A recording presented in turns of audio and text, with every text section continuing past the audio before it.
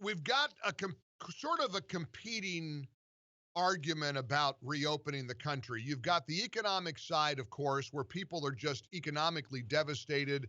Still, there are still thousands, if not millions, of people who can't even get through to their various state government to get unemployment. And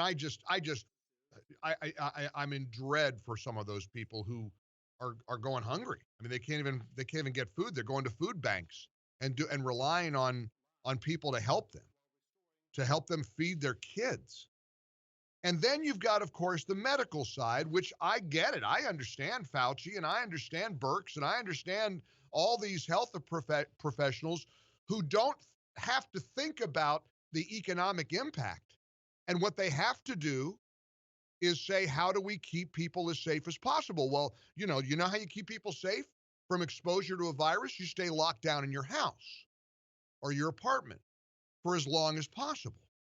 That's what you do. And today, Dr. Anthony Fauci is going to testify before the Senate. Schumer and the Democrats who want this shutdown to last till about November the 4th are very excited about Dr. Fauci's testimony. In fact, so much so that Chuck Schumer, the Senate minority leader, literally urged Dr. Fauci to, quote, let it rip. Now, that's the way the Democrats are eagerly anticipating Fauci's testimony. The headline, already the media is breathlessly reporting that Fauci is expected to warn that moving too soon in America will lead to needless suffering and death. Now, here's what's fascinating. You can't argue that if you stay in your house forever, you'll never be exposed to coronavirus. No argument. I can't give you an argument to that. I mean, if you don't have coronavirus and you stay in your bedroom with the doors locked and the windows closed, no money, just stay there. Maybe the government will help you, maybe it won't. You won't get coronavirus. I can't argue with Dr. Fauci. Now, he calls it needless because Dr. Fauci doesn't have to, and I don't know that he's going to do that. That's what the Washington Post and all the left-leaning media that is trying to destroy the administration, that's what they're reporting, that he's going to say that. I don't know if he'll actually say that. We'll find out. We'll listen in as he gives his testimony. We'll play some excerpts for you. But again, understand this difficult, and I'm not trying to just throw people under the bus left and right. I get the medical side of this.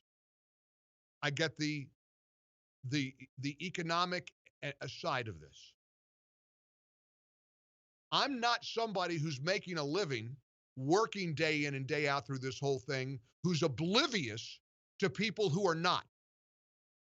I've heard colleagues of mine not colleagues, but people, other broadcasters, condemning anybody who wants to open their business or have any kind of income other than government assistance.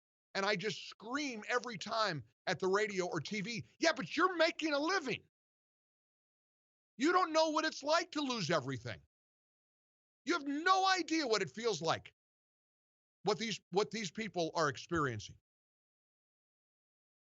And incidentally, to the point that if you stay home, remember what I said. I'm saying if you are negative for coronavirus and you stay home forever, which incidentally is not possible. I'm not saying that's even pragmatic or possible, but you saw the number out in New York, right? 66% of people who got hospitalized for coronavirus in New York had been staying home.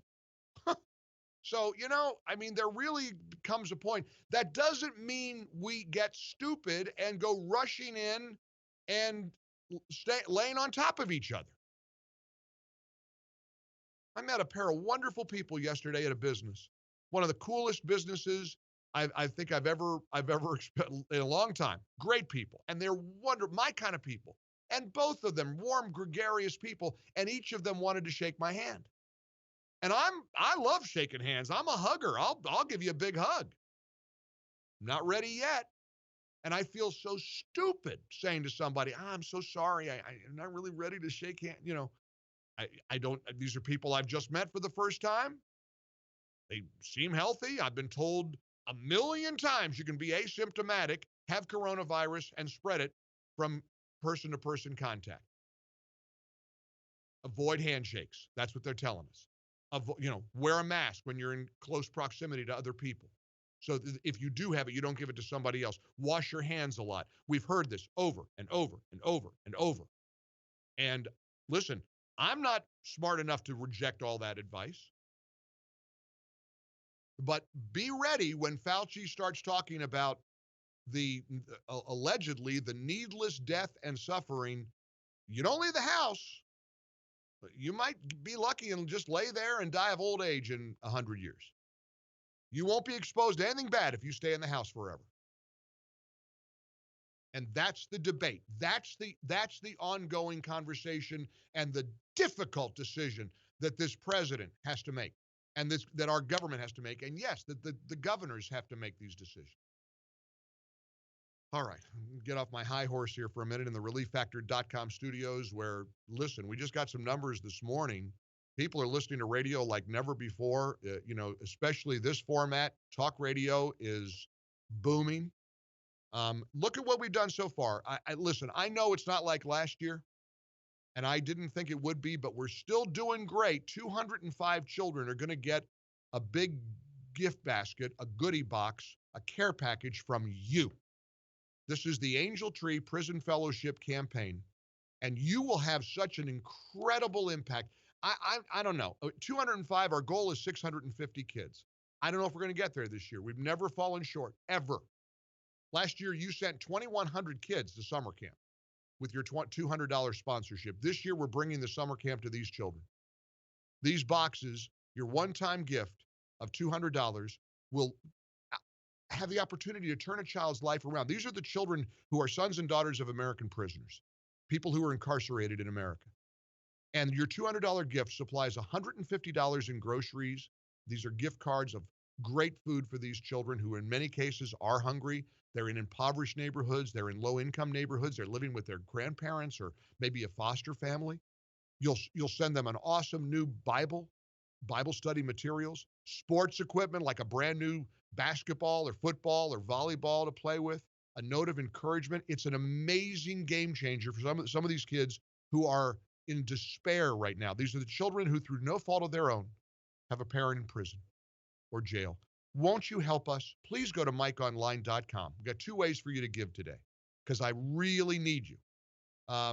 We can do even better than we're doing. And I know I'm asking for a lot at a time like this, but there are lots of listeners who are blessed right now and want to pay it forward and want to help everybody they can.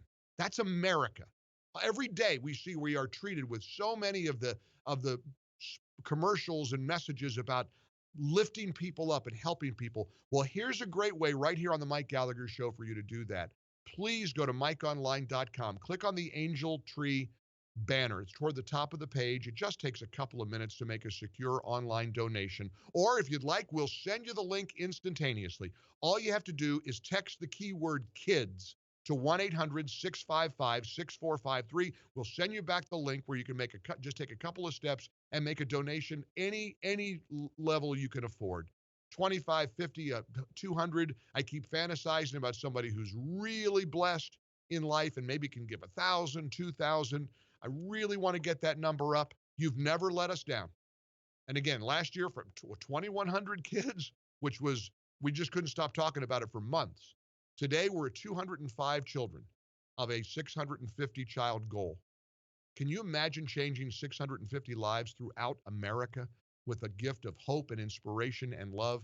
And the beauty of this campaign, the child understands that the gift of love, the groceries, the football, basketball, the Bible, is coming from their own mom or dad.